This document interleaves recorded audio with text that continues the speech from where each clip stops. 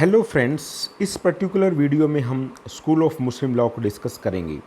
तो friends, school का मतलब क्या होता है? देखो, स्कूल का मतलब लिटरली अगर मीनिंग देखें तो प्रिंसिपल होते हैं, यानी कि विचारधाराएं होती है। अगर मुस्लिम लोग के स्कूल की बात करें तो friends, there are two main schools है। स्कूल ऑफ मुस्लिम लॉ है द सुन्नीज एंड सिया है। Both sects are divided again into number of schools. The majority of Muslims are Sunnis. Hence, it is presumed that the party to suits are Sunnis unless proved otherwise. देखो friends, मुस्लिम लोग के अंतर्गत दो main school है, सिया और सुन्नी है। जो सुन्नी लोग हैं वो मेजोरिटी में है, और ये पहले ये प्रेजम्पशन भी मानी जाती थी कि कोई भी व्यक्ति जो पार्टीज थी, उसको पार्टी और सूट को यही माना जाता था कि वो सुन्नी है अनलेस प्रूव्स अदरवाइज है। As Tyab ji also says that where it is alleged not shown that parties are Shias, there is a presumption that there are Sunnis, to which sects the great majority of Mohammedan of this country belongs है। देखो, अगर India की बात करें या पाकिस्तान की भी बात करें तो मेनली वहाँ पर जो सेक्ट है वो सुन्नी है, सुन्नी ही मेजोरिटी में है, शिया लोग काफ़ी कम हैं। इसलिए ये एक प्रजम्पशन मानी जाती थी पार्टी टू सूट को कि जो भी व्यक्ति की जो पार्टी है वो सुन्नी है, इसलिए उनको सुन्नी लो ही उस पर अप्लाई होगा अनलेस अदरवाइज प्रूव्ड, मतलब एक प्रजम्पशन थी। लेकिन बाद में प्रीवी काउंसिल ने इनको जो इस प्रजम्पशन को नहीं माना। उन्होंने कहा कि कोई भी जो है मुस्लिम्स के बारे बीच में कोई भी डिफरेंसेस पैदा होते हैं तो पहले ये डिटरमाइन किया जाएगा कि वो शिया है या सुन्नी है, और जैसे अगर वो सुन्नी है तो उस पर सुन्नी जो है लॉ अप्लाई होगा। If the parties are Shia then the Shia law apply होगा। इसमें एक मेजर डिसीजंस था जब प्रीवी काउंसिल्स का, एक बहुत इंपॉर्टेंट डिसीजन है ये राजा दियोधर हुसैन वर्सेस रानी जुहुर कुन निसा का केस है। इसको आप जो है थोड़ा इसको ध्यान में रखिए। इसके अलावा अगर मुस्लिम सेक्ट्स की बात करें फ्रेंड्स, तो मुस्लिम सेक्ट्स में दो हमने डिस्कस किए, सुन्नी और शिया। एक और सेक्ट है, इसका मोटा जिला है, जिसको हम ये जो सुन्नी स्कूल है ये शिया स्कूल है, और एक ये मोटा जिला स्कूल है। लेकिन मोटा जिला स्कूल्स की हार्डली एनी रिलेवेंसी है इसके because there are hardly any followers in India और even in the world also, और they have no sub school is also. So the main sects are the Shia and Sunni is only. If we see the Sunni schools, then the Sunni schools is subdivided in four categories: is Hanafi schools, Maliki schools, and Safai schools, and Hanbali schools. So friends, these Sunni schools have में चार जो school है, पहला तो एक Hanafi schools है, एक दूसरा है मलिकी स्कूल्स है, तीसरा है सफ़ाई स्कूल्स है, चौथा है हनबली स्कूल्स है। तो फ्रेंड्स, इसमें जो we will discuss in one by ones, and if we see the Shia schools, then the Shia school is also subdivided into three sub schools. This is Athana Asariya, Ismailia, and Jaidiyas. These Athana Asariya is subdivided into Akbari and Usuli, and while this Ismailia is divided into the Khozas and Bohras of Bombay, and third one is Shias. Jaidiyas has no sub schools.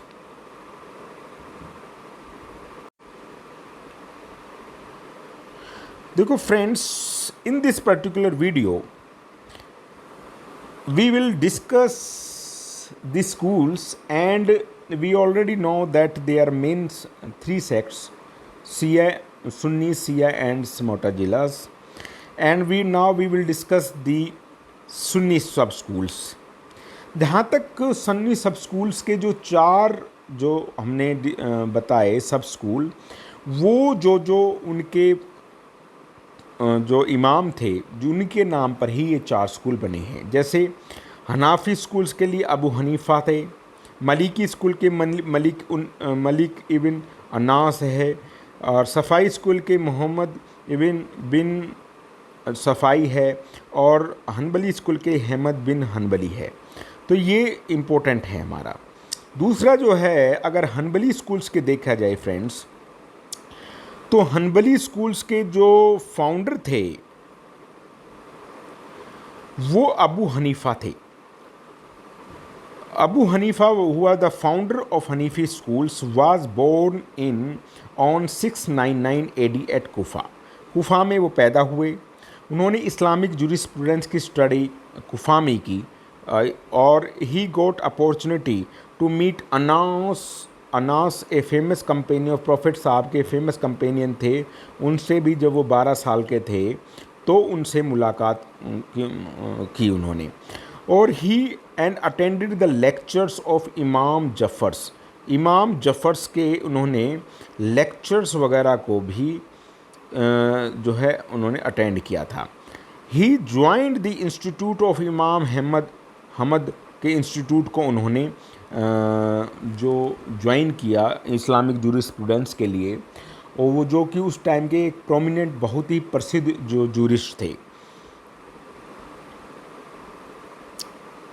He studied the Islams with these skills and untiring labors, shone like a sun in the world of Islamic jurisprudence। देखो, Islamic jurisprudence में उनकी मेहनत के कारण, उनकी labour के कारण वो एक सूर्य के समान उनका नाम चमकता है। इसलिए अबू हनीफ़ा बहुत ही फेमस जो है इस्लामिक जूरिस्प्रूडेंस में एक जूरिस्ट हुए हैं। देखो फ्रेंड्स, जहाँ तक अबू हनीफ़ा की बात है, we are discussing the Abu Hanifa now. Abu Hanifa एक बहुत ही पायस एंड ऑनेस्ट मैन थे, विद इंडिपेंडेंट जो उनका करेक्टर था। He never accepted any post of government, therefore he become a victim of Umayyad rulers as well as Abbasid. देखो, Abu Hanifa एक बहुत ही पायस्ट ऑनेस्ट मैन थे। उन्होंने कभी किसी गवर्नमेंट पोस्ट को एक्सेप्ट नहीं किया, इसलिए उस टाइम की जो जितनी डायनेस्टी थी, उन्होंने एक तरह के उनको हरासमेंट किया था। जब वो इन 132 AH, यानी कि AH मतलब आफ्टर हिजरा का जो पीरियड था, we already discuss in the first lectures. Hijra का पीरियड वो पीरियड था फ्रेंड्स जब पैगंबर मोहम्मद साहब मक्का से मदीना की तरफ जो रवानगी की थी, उसको ही पीरियड ऑफ हिजरा कहते हैं, जब वो जो मदीना में आए थे। इसलिए जब 132 AH में अबू हनीफ़ा ने एक कमेटी को कॉन्स्टिट्यूट किया था, जिसमें 40 मेंबर थे, जो कि इस्लामिक लॉ को कोडिफिकेशन के लिए उन्होंने बनाई की थी। और इसने जो कमेटी थी, इसने 22 साल में जो अपने वर्क को जो है पूरा किया। It is said that he resolved the 5 lakh legal problems the collection has compiled to known as Qutub Abu Hanifa. देखो, इनके जो बुक्स थी, जो उन्होंने कोडिफिकेशन का कार्य किया था, उसके लिए उन्होंने 132 AH यानी कि आफ्टर हिजरा में का जो है, उसमें उस टाइम उन्होंने एक 40 मेंबरों की कमेटी कंस्टिट्यूट की for codification of Islamic law.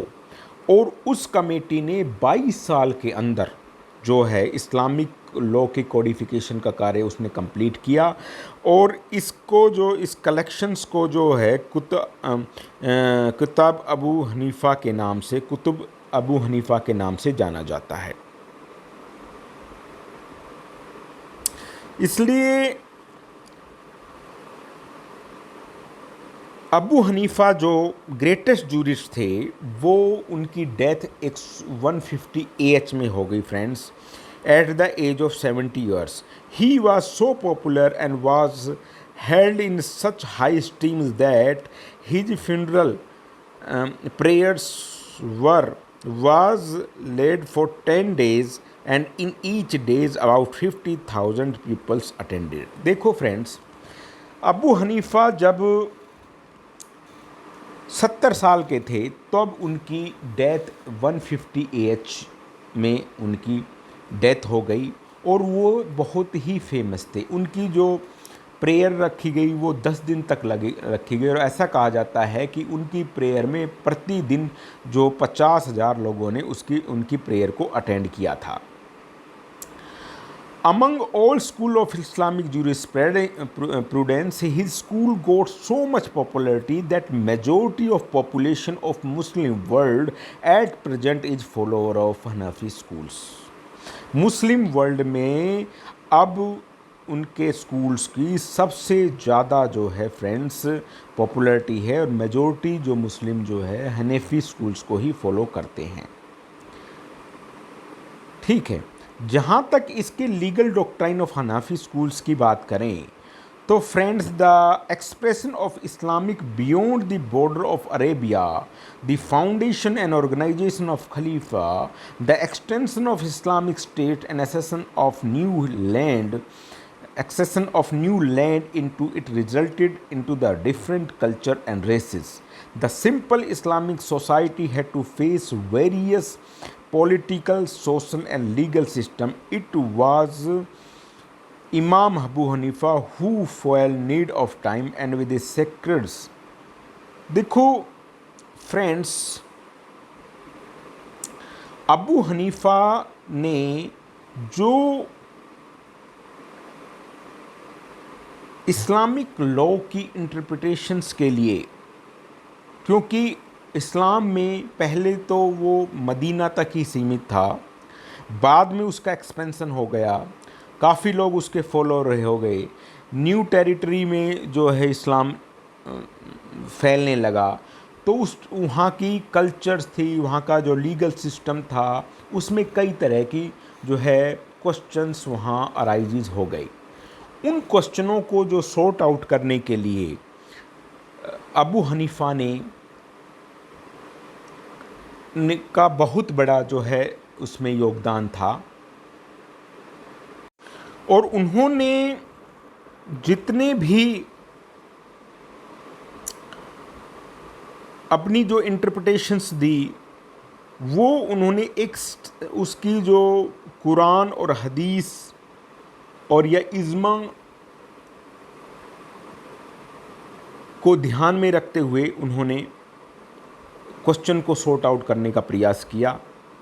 इसके अलावा उन्होंने he started systematic study of Islamic jurisprudence and began codification of Islamic law. उन्होंने इस्लामिक लॉ के कोडिफिकेशन का कार्य भी स्टार्ट किया। जहाँ तक method of formulating of legal principle की बात करें फ्रेंड्स, तो इमाम जो अबू हनीफा थे based is doctrine on Quran and Hadith. According to him Quran is eternal in its original essence, it is word of God. The Quran he regarded as the first and primary source of Muslim law. Next, the tradition which being narrated by different persons in varying manner, he was very strict in relying upon and accepting it. It is said that he was very strict and cautious of accepting tradition. He was narrated only 17 tradition and preferred qiyas or analogy. Abu Hanifa was the first jurist to give preference to doctrine of qiyas or analogical deductions. Abu Hanifa elevated the instruction of qiyas in a such level as was not achieved prior to him, which could not be achieved even after him. Qiyas is a systematic opinion and should be based on either Quran or tradition or ijma with regard to deductions of an order from a verses of Quran और हदीस etcetera. देखो friends, जहाँ तक इनके legal systems की बात करें, formulating of legal principle की बात करें जो अबू हनीफा के, तो उन्होंने पहला तो प्राइमरी सोर्स कुरान को ही माना है, दूसरा उन्होंने ट्रेडिशंस को माना है। लेकिन ट्रेडिशन को एक्सेप्ट करने के बहुत ही उनका जो है ट्रेडिशन को उन्होंने बहुत कम एक्सेप्ट किया है। उन्होंने केवल 17 हदीसों को ही जो मान्यता दी है, वो जल्दी से उसको एक्सेप्ट नहीं करते। उसके लिए बड़ी ही स्ट्रिक्ट जो है उसकी पूरी उन्होंने जो जब तक उसकी माइन्यूट इंक्वायरी ना कर ले, जब तक वो हदीसों को ट्रेडिशन को नहीं माने। इसी प्रकार जो उन्होंने इज्मा है, इज्मा को भी उन्होंने जो सोर्स ऑफ लॉ तो माना है, लेकिन उन्होंने कियास पे काफ़ी बल दिया है। उन्होंने जो अबू हनीफ़ा ने जितना कियास पे बल दिया है, शायद ही किसी जूरिस्ट ने उनके सबसे पहले और उनके बाद जो है दिया हो। इसलिए उन्होंने जो कियास थी, उन्होंने जो भी उससे उसकी जो कियास की जो इंटरप्रिटेशन निकाली, वो on the basis of Quran और हदीस और इज्मा के बल पर ही उन्होंने कियास की इंटरप्रिटेशन निकाली। लेकिन कियास को उन्होंने प्रेफरेंस बहुत ज़्यादा दिया। जहाँ तक उन्होंने जो कियास था फ्रेंड्स, उन्होंने 4 तरीके से कियास निकाली। एक तो एज पर कंटेंट्स ऑफ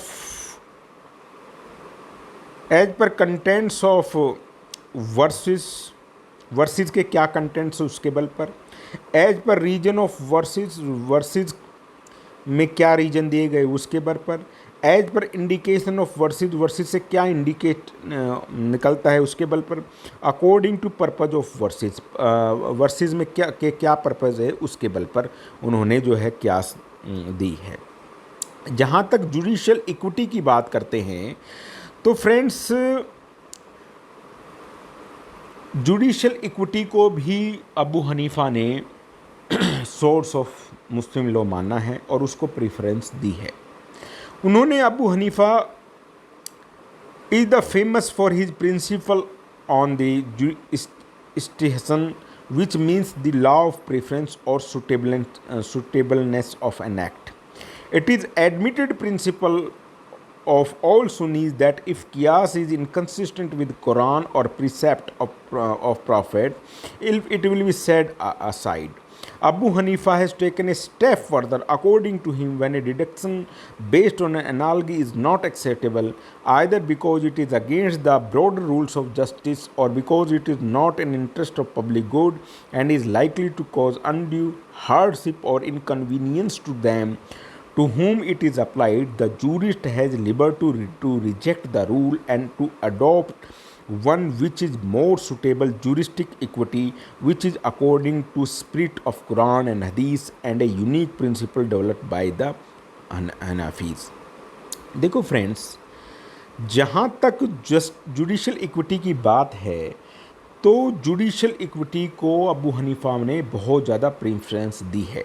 उन्होंने कहा है कि मान लीजिए किसी कियास से कोई प्रॉब्लम का सॉर्ट आउट नहीं हो रहा है, और तो वो जो भी जो जुरिस्टिक पर्सन है, जजेस वगैरह है, वो on the basis of justice, equity and good conscience के द्वारा लॉ की लिबरल इंटरप्रिटेशंस दे करके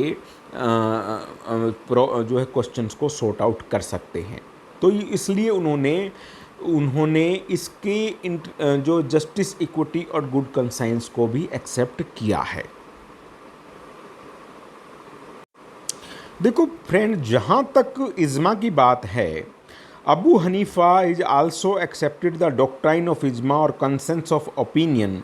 his view regarding ijma is more broad and comprehensive as compare to many of his contemporary jurist.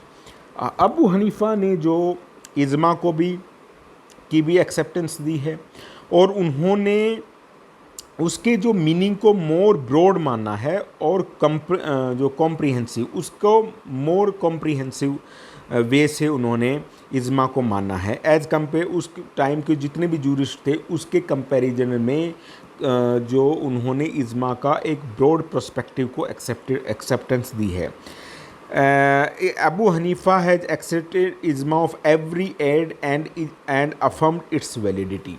उन्होंने सभी एज के लिए इज्मा की माना है, यानी कि अबू हनीफा ने यही नहीं माना कि भाई इज्मा केवल जो प्रॉफिट मोहम्मद साहब के कंपेनियन द्वारा ही आनी चाहिए, उसकी ही वैलिडिटी है। उन्होंने हर तरह के मतलब जो भी इज्मा थी, जूरिस्टों द्वारा जो इज्मा दी गई है, वो किसी भी एज में दिए गए उनको उन्होंने वैलिडिटी दी है, उनको मान्यता दी है। अर्फ और यूसेज की बात करें तो Abu Hanifa recognise the authority of local custom and usage of source of law. Abu Hanifa ने यूसेज और कस्टम को भी माने हैं।